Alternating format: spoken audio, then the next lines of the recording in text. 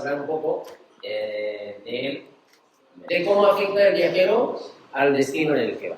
Y lo haré a través de una de las últimas visitas que hice, que fue en Raroya, justamente, y es el último proyecto que estoy un poco todavía gestionando, porque estoy escribiendo, y es para recordar los 75 años de la Contiki. No sé, de aquí podéis, para hacerlo dinámico, levantar la mano quién sabe qué es la Contiki. No,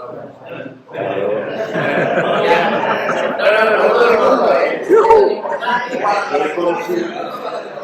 No, la definición de la bueno, se celebraron. Después no,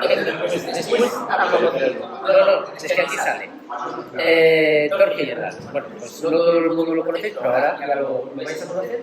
Básicamente, con los pocos minutos que tengo, es explicar qué es lo que hizo este señor, que es muy conocido, y que hizo varias expediciones, y la primera de ellas fue justamente esta de la Contiki. Él estuvo... Muy bien, así. Esta es la Contiki. Es una embarcación hecha una balsa, hecha de troncos de balsa. Exactamente.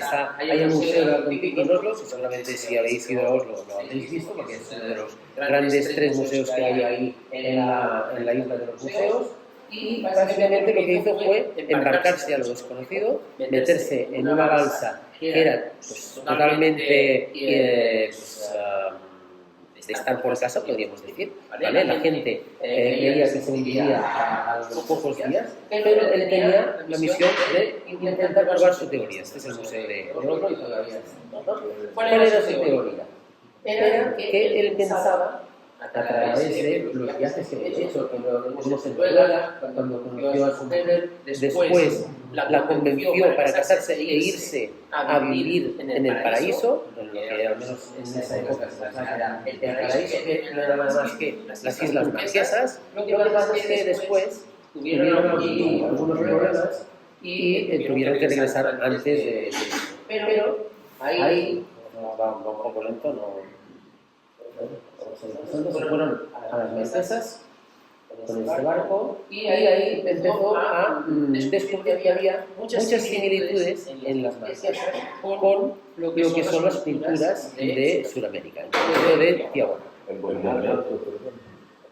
Por ejemplo, ya sabéis que en la Polinesia pues, también utilizan los boniatos, la patata dulce, y es un producto que en teoría viene de Sudamérica.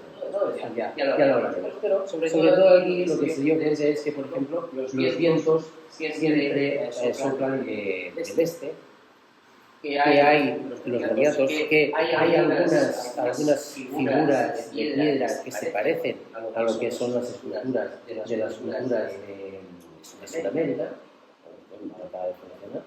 ¿Ves? Como aquí, ¿vale? Estos son los famosos tiquis de las Marquesas, y él al final pensó que quizá estas islas de las Marquesas hubieran podido ser colonizadas desde Sudamérica, partiendo desde las costas del Perú, trayendo estos boniatos que después se encontraron ahí en la Polinesia, y podría tener sentido a nivel de conexión cultural. Y esa es su teoría, que iba en contra de lo que estaba establecido entonces, que era la creencia, que todavía sigue siendo la verdadera, que los polinesios vienen del sudeste de Asia, pasando pues, las distintas zonas, ¿no? Aquí es donde se nos complica un poco entenderlo, pero después de esas escribió Hakuhiba y lo que hizo fue, al final, realizar esta expedición para demostrarlo. Él había hecho toda una teoría, quería sacarse el doctorado sobre migraciones polinésicas y le dijeron, oye, pues no nos creemos todo esto. Tienes que probarlo. Si quieres demostrarlo, pues ve y pruébalo. Y lo que hizo fue crearse su expedición, buscó financiación, etc. Utilizó una de las esculturas que existe en Tiahuanaco, en Bolivia, para decorar lo que es la Contiki. ¿Vale? Ahí la veis. Y este es el señor que le dijo, vete a probarlo. ¿vale? Y él lo hizo. Y lo mandó a construir pues desde cero. Aquí está en el Explorers Club, convenciendo a los patrocinadores de la expedición, cortando los troncos, son troncos de balsa. La balsa es esa madera que flota tanto, ¿no? Y pues tuvieron mucha suerte, pues se supo, porque al ser madera muy verde no permitía que entrara al agua, y eso permitió que la balsa flotara. Si hubiera estado muy seca, se hubiera hundido durante la... Y además los primeros españoles ya encontraron esas balsas. Sí, exacto. Grabado que había, lo que pasa es que los incas lo utilizaban solamente para cabotaje en la costa o hasta Galápagos, como mucho. Se han encontrado algunos restos en Galápagos, pero evidentemente tenían una expedición constante de intercambio de cosas entre México y el Imperio Inca. Y convenció a unos cuantos amigos suyos para que le acompañaran. Ahí está Danielson, después hablaremos de él, ya me contarás porque me interesa mucho, ¿vale? Pero todos eran noruegos excepto Danielson, que era sueco.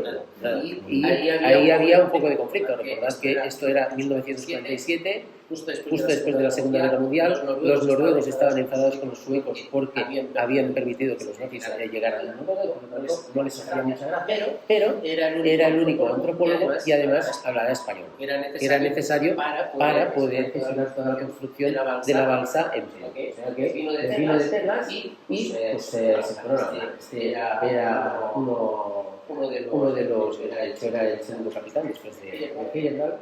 Después está Hetzelberg, que era el suyo, era el único que tenía conocimientos de marinería, nosotros no. Pensad que Heyerdahl, por ejemplo, no sabía ni nadar, sabía nadar y se embarcó ahí en la puerta. Knut héroe de la resistencia noruega, de hecho, se dice los héroes de Telemark, él es uno de los protagonistas. Gaby, otro noruego, estaba encargado de la data, importantísima, dentro de la expedición. Esto hemos intentado cambiar porque el pueblo no iba y este finalmente, venga. Aquí este es el que me interesa. ¿Por qué? Porque yo fui a la isla donde llegó la Kon-Tiki. Al final de recorrer 101 días y más de 6.000 kilómetros, la Kon-Tiki acabó flotando, no se hundió y llegó hasta la Polinesia, que es lo que quería demostrar Thor Heyerdahl. Y llegó a una isla, en concreto, Nagoya, pertenece a lo que es el archipiélago de las Tuamotu, en la Polinesia francesa. No, eran madera de balsas, troncos, eran 9 grandes. No, ya hablaremos de tiempo o las barcas Guy Tiris de Heyerdahl. Llegó finalmente y por lo tanto él había demostrado perfectamente que los incas hubieran podido construir una balsa que hubiera podido llegar hasta Polinesia. Pero después se ha visto realmente que no es así. Claro, solo de ida. Sí, porque utilizaban lo que son las corrientes marinas, en concreto pues especialmente la del Golfo y la de los trópicos. Aquí es cuando llegó a la isla, a la Noya, totalmente quedó destrozada. Después la remolcaron hasta Tahití y ahí la pusieron en un barco grande y la trasladaron después a Oslo para Norse. Pero gracias a esta aventura, Heyerdahl escribió un libro, La aventura de la Kon-Tiki, filmó un documental que ganó un Oscar. Es curioso, no era antropólogo, pero un aventurero que filmó una película y ganó un Oscar. Y se hizo pues, muy famoso porque el libro de la Kon-Tiki se vendió como un gran bestseller. Y por lo tanto, la isla en la que llega, que se menciona en el último capítulo del libro, también pues, dio la vuelta al mundo y por lo tanto estaba en boca de todo el mundo esa isla de Raro. Pero también lo que me interesaba justamente era visitar la isla 5 años después para ver si realmente esta influencia de la llegada de la Kon-Tiki la había afectado de alguna manera, ¿no? Aquí explica la genética, los estudios genéticos que se hicieron sobre la sangre de los polinesios. Ya se ha visto que no viene de Sudamérica, al contrario, viene de aquí, en lo que es Polinesia. Exacto. Y la Polinesia es este triángulo entre Hawái, Isla de Pascua y Nueva Zelanda, que si utilizamos esta aplicación, que no sé si la conocéis, pero vale mucho la pena de conocerla, de TrueScience.com,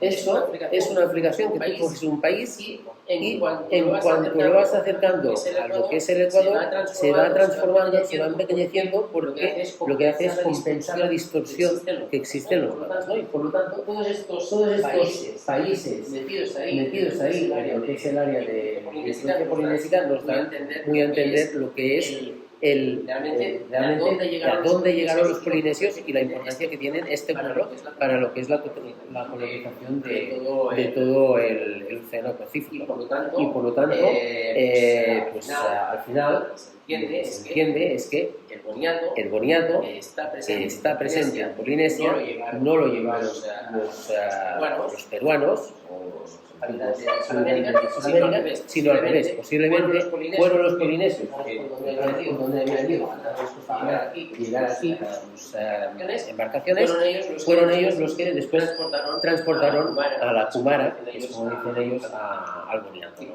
Y por lo tanto, pues ya quedaría resuelto el enigma. Sí, pero gracias a los polinesios tenían velas y podían fácilmente compensarlo. Ahora veremos alguna imagen. Tienen pensar, por ejemplo, los polinesios por aquí, el último de los grandes sitios polinesios es Nueva Zelanda, y van justamente en contra de los vientos. ¿Por qué? Porque tenían esa facilidad de navegación. Eso sí, si sois fans de Disney, tenéis Guyana o Moana para verla y ahí se explica muy bien, ¿no? Si no sois fans también, vale la pena. Justamente para entender todo esto. A ver. Esta es un tipo de embarcación. Pensad que hay los hawaianos fueron los primeros en recuperar la navegación tradicional polinésica en los años 70 con el Hokulea. El Hokulea es una embarcación que todavía hoy en día está en servicio y que ha permitido dar la vuelta al mundo varias veces sin utilizar ninguna técnica actual de navegación. No tienen ni brújula, ni ordenador, ni GPS, simplemente no la necesitan. Simplemente con observar las estrellas, las corrientes marinas, los animales, las aves, las nubes, ellos se podían ubicar y salían hacia donde. Esto es Tahití. Todavía ellos, como gran negocio internacional, tienen el uso de canoas para competición. ¿Vale? Este sería lo que es la Kumara. Nos quedan 10 minutos.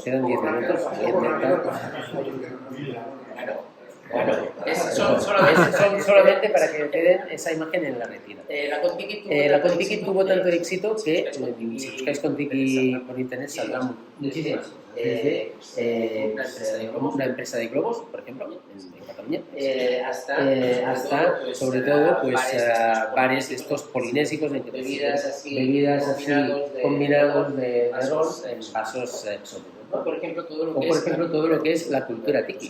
Durante los años 50-60 en Estados Unidos pues tuvo mucho éxito. Hasta incluso pues ahora un hotel que se llama Contiki ahí en Tahití, es donde me alojé antes de ir al viaje, ¿no? Era un Contiki completo. Pero vamos para ubicarnos, ahí tenéis a Tahití, que es la isla más grande y por lo tanto también donde está la capital. Y cogemos un avión y nos trasladamos a las Tuamotu. Lo primero que hay que saber de Raroia propiamente es que los aviones, que hay muchísimos para algunas de las islas de la Polinesia, por ejemplo las de la Sociedad, ¿no?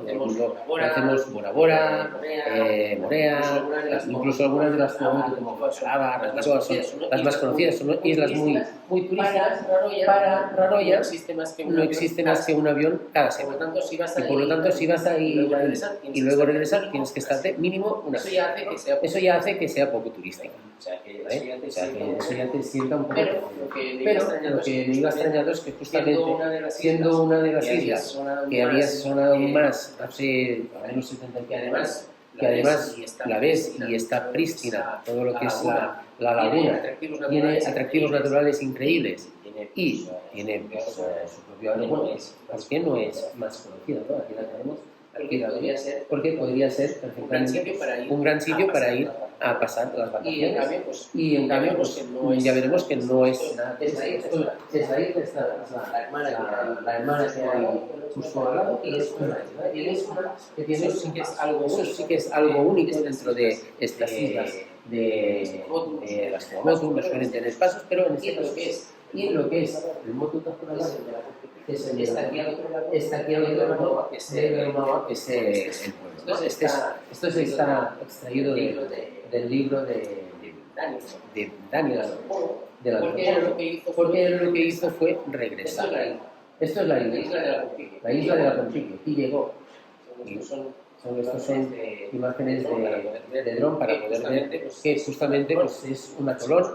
No sé si los conocéis, los atolones son los anillos de crecimiento de coral que existen al lado de antiguas islas que se han ido poco a poco erosionando, originalmente volcánicos, pero ahora totalmente. Hace unos años pues, vinieron los nietos de Feyertal y montaron este monumento para recordar el paso de su abuelo. Es el único atractivo que hay aquí en recuerdo de esa historia que había dado la vuelta al mundo. Más o menos todo el mundo conocía. Y eso, pues, Ana María me ha comentado antes que su madre recordaba que un año antes de que naciera, pues, los de la Contiqui habían llegado, habían hecho esa gran aventura. Pues hubo una época en que todo el mundo hablaba de ello, ¿no? Y en cambio pues, se perdió ese conocimiento, hizo que poco a poco esta isla pues, fuera pasando a un segundo plano y la vida siguió tan normal como había sido pues antes de que llegara. Y es como sigue siendo casi ahora, ¿no? Y es el gran contraste que existe justamente entre lo que era la vida hace 75 años aquí y la actual respecto a cómo se vive en Tahití, que es totalmente moderno, con muchísimos coches. Aquí pensad que hay solo un par y traídos ahí con barco que les llega una vez al mes y no lo utilizan más que para hacer 500 metros, que es lo que tiene la carretera, no hay nada. Y me sirvió en los libros de Danielson, que escribió después de estar más de un año en la isla, para ir contrastando las fotografías antiguas con las. ¿Cómo llegaron los primeros polinesios a encontrar a los de la Contiqui y después vemos embarcaciones actuales? Eso ya no existe, ¿no? Entonces, Danielson, que vino aquí con su mujer, y lo que hizo fue estarse un año en el pueblo, conociéndolos y haciendo un estudio antropológico de cómo era la vida en una isla sin contacto previo en Polinesia.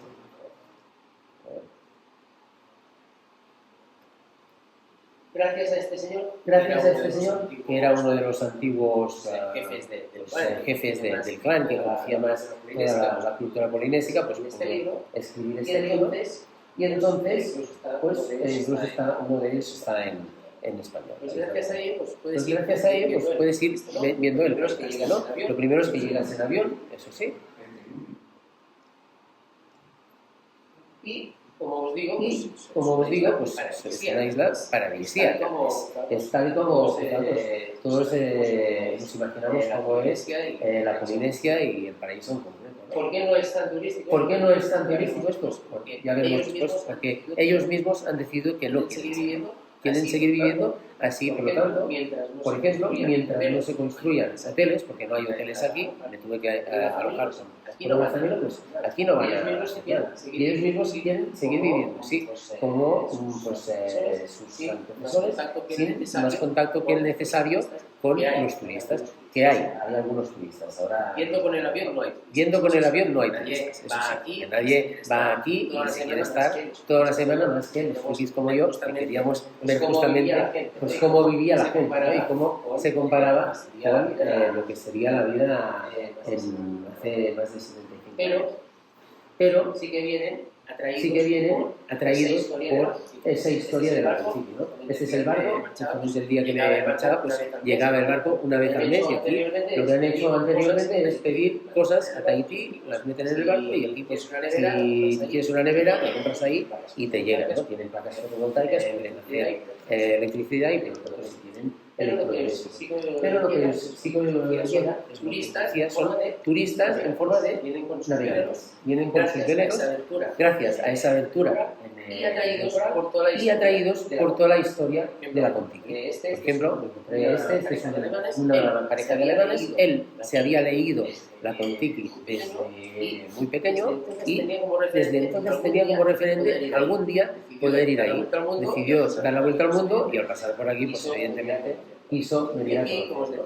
Y aquí, como os decía, pues tuve que trabajar con las familias, de hecho en esta cabaña para pescadores, para vivir pues, unos días con estas pescadoras que se dedican simplemente a ir a pescar, congelar el producto, el pescado, y entonces cuando llega el avión lo mandan a Tahití para los restaurantes chinos que aprecian mucho un tipo determinado de pescado, que es un pescado además que solo vive en unas zonas muy concretas de la isla y van ahí a pescarlo y me enseñaron no es exageración.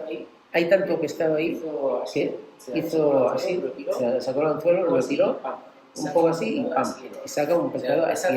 O sea, esa facilidad que hay de pesca, que es de lo que viven pues mayoritariamente todos estos habitantes. Tiene en teoría registrados 150, pero la 50 o así son niños que viven fuera porque la escuela es solamente la de los más pequeños, ¿no? Todos los que son mayores tienen que ir a estudiar a otras islas.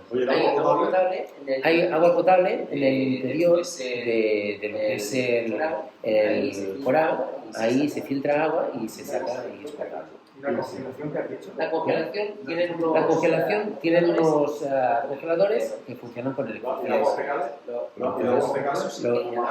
Eso sí que ya lo abocan. Sí, puede ser. Ya sabéis que en la color pues hay lo que es la laguna interior, que no circula también el agua. En la exterior sí, se va más, ¿no? Pero lo que sí que vemos es que estas fotografías pues, hace 75 años pues, son casi replicables en cuanto pues, a las técnicas de pesca, aunque pues, evidentemente ahora ya van con barcas de motor, ¿no? Tienen mucha práctica y estos son las peces que se capturan ahí. Si es cierto, si es cierto, por ejemplo, pues, para comer pues tienes pescado. Y no sé si sabéis que hay para desayunar, pues es pescado otra vez, ¿no? Entonces, para la gente que nos gusta la carne, pues es un poco difícil. Lo pregunté, de hecho, en las últimas fotografías, pero ya lo cuento así es que no nos da tiempo. Fui a la escuela a hablar con los niños, ¿no?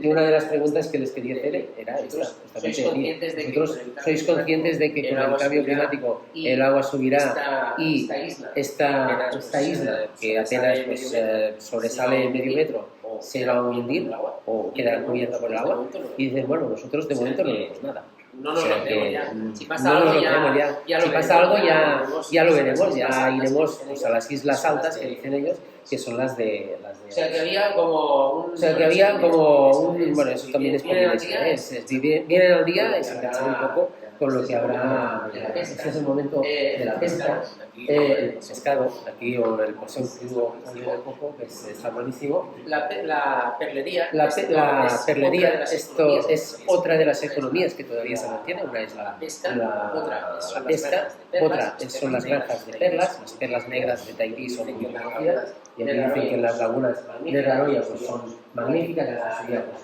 una típica granja de perlas. Y después también otras cosas que todavía se mantienen. Por ejemplo, lo que es el que cada domingo vayan a misa. ¿vale? Eso también pues, se ganan, ponen las mejores iglesias, a la iglesia, la única iglesia que existe en el pueblo, y ahí pues no todos, eso sí, antes era todo el mundo que iba, ahora ya pues son unos cuantos, pero bueno, al menos ahí todos se distraen un poco porque también hay música, se encuentran después aquí del coche pues se ponen a hablar, el cura que de hecho no es religioso, está ordenado. Lo que dice un catequista que es alguien que puede dar misa, pero no toma la hostia porque eso lo tiene que hacer un sacerdote. Porque el sacerdote es itinerante y solo va una vez al año, que es cuando entonces todos se casan, todos se bautizan y bueno, pues, la extrema unción no la da porque ya se habrá en otro lado. Esto ya es la chica que sí se son familia. podrían ser, porque ahí, aquí al final todo es emparentado. Hablando, no, sí, ese es mi primo, ese es todos están emparentados y además todos saben hacer de todo. Por ejemplo, este es el carpintero oficial del ayuntamiento, que es pues el que va reparando las cosas. Esto es el ayuntamiento, el edificio más grande de la isla, pero este, por ejemplo, es pescador, es un pescador, él pesca con alcohol, ¿no? Con estas él pues necesitaba una embarcación, es demasiado cara llevarla de Tahití. ¿Qué hizo? Pues se la construyó él. Ya está, así de fácil. Y es esta que, o sea, es una lancha que es muy chula. Y me invitó a ir con él, fuimos a lo que es el interior de la laguna y funcionaba perfectamente. Estuvimos ahí pescando, ellos, bueno, en grupo, ¿no? A pescar y pues, lo que les decía de la riqueza de la laguna. Aquí sacaron peces y peces y peces. Incluso yo les decía, ese se pescaba. No, eso ya pescamos ayer y no necesitamos. Eso es simplemente una horita de estar por ahí, pues todos estos peces que después les sirven para sobrevivir aquí, no necesitan nada más. Además, muchos de ellos trabajan en el aeropuerto, simplemente trabajan un día a la semana, y es cuando llega el avión, y pues cobran del gobierno, subsidios del gobierno. Si necesitan ir a Tahití porque tienen visita al avión, pues ponen en el avión, es totalmente gratis. No, aquí no basta. Es un paraíso pues relativo, ¿no? Si lo tienes subvencionado, sí. Si lo tuvieras no. Por eso también es cierto que viven también. No necesitamos turistas para tener dinero, con eso nos basta.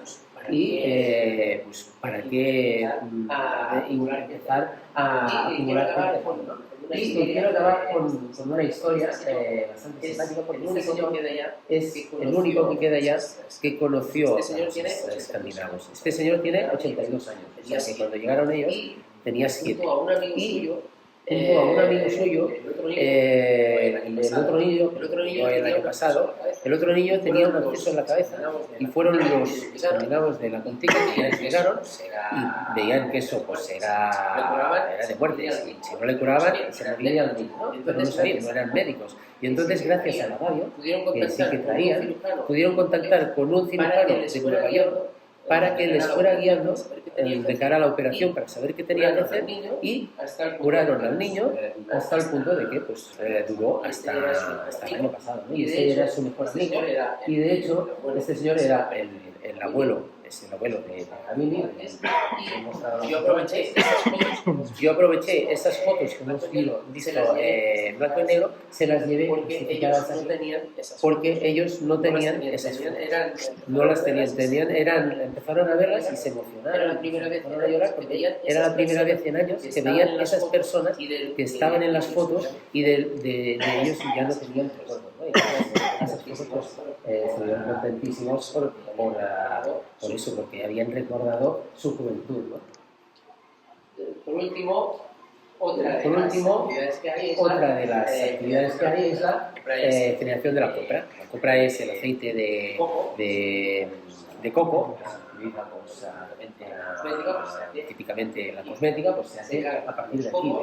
secar los cocos hasta que se va poco a con el poco. sol hasta que se va poco a poco secando todo y lo meten en un saco y ya. Una de las grandes Esa era también una de las grandes producciones que tenían entonces y una manera de vivir también subvencionado, eso sí, debería ser, pero muchos de ellos se debería ser, pero muchos de ellos se dedican a dicen, oye, tú vives bien, yo vivo fenomenal, mira, me levanto, voy primero a hacer un poco de compra, la que hace un poco de demasiado sol, me voy al mar, voy a pescar, después regreso, como, después vuelvo a pescar, después al final otro poco de compra y con esto ya les es suficiente como para poder seguir viviendo. Lo que decía el polinésico, de vivir el hoy sin preocuparse demasiado de y por último, fui a la escuela justamente para poder enseñar a los niños pues, de dónde venía yo, de Europa, me preguntaron por la paella, tenían una caja de instrumentos musicales y el profesor me dijo, oye, que tenemos esto de España y no sabemos cómo funciona. Eran unos españoles, entonces tuve que enseñar cómo funcionaba eso. Ahí bueno, muy majos los niños y el problema es es que no eran conscientes de los problemas medioambientales y por lo tanto del futuro incierto de este atolón. Y segundo, sobre todo, es que todos los oficios que me decían que querían hacer de mayores, todo lo que querían ser de grande, eran cosas que no se podían hacer en la isla. Y por lo tanto, pues ya prevés que seguramente lo que pasa, y que ya está pasando ahora, que es todos los jóvenes que van saliendo de la isla para poder ir a estudiar ahí o a la isla más cercana, se quedan ahí porque hay muchas más cosas que hacer en la isla. Y se lo comentaba a la gente de ahí, los mayores, y decían, no, eso es evidente, se van a quedar ahí un tiempo, pero después, cuando estén estresados, ya vendrán para aquí. Porque esto sigue siendo...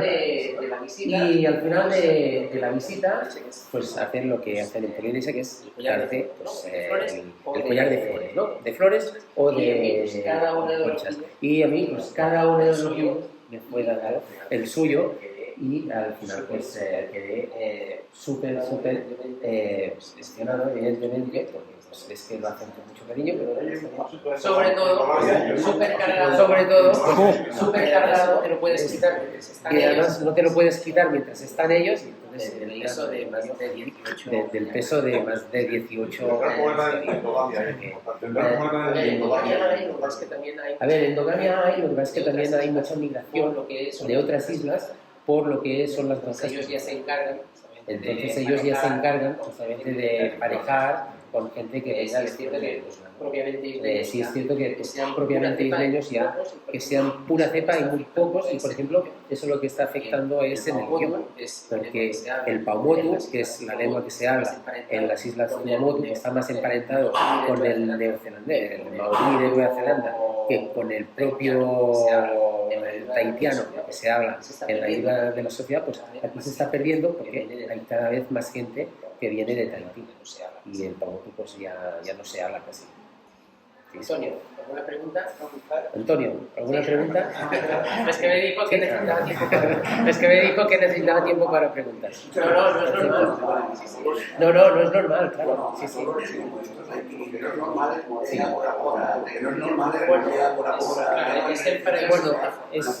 Es el paraíso deformado, ¿no? Porque realmente pues ha llegado hasta un extremo, bueno, hay lugares peores, ¿no? Por ejemplo, Honolulu, pues evidentemente es mucho peor que Papeete.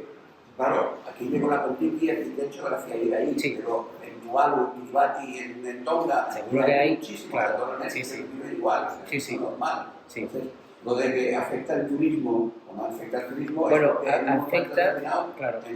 Según qué lugares pues, se ha decidido hacer hoteles, y facilidades con el transporte, ¿no?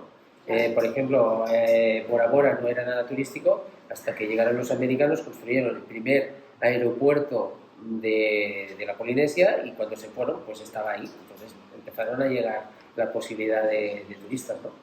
Sí. Entonces, ¿costó mucho dinero España? A mí me salió gratis, pero... Sí, era un viaje de prensa justamente para poder divulgarlo, ¿no? Pero sí, es caro ir. Un billete te puede costar 1.500 euros. y más. Y luego ese hasta el paquete. Después el interno también te cuesta más. Y el alojamiento, eso sí, como es en familias, no tienes. Si no quieren ellos promoción turística, ¿quién las está queriendo? Es Tahití Turismo, pero en este caso era para recordar el histórico de la Contiki, no para promocionar propiamente la isla por los 75 años, que era el aniversario.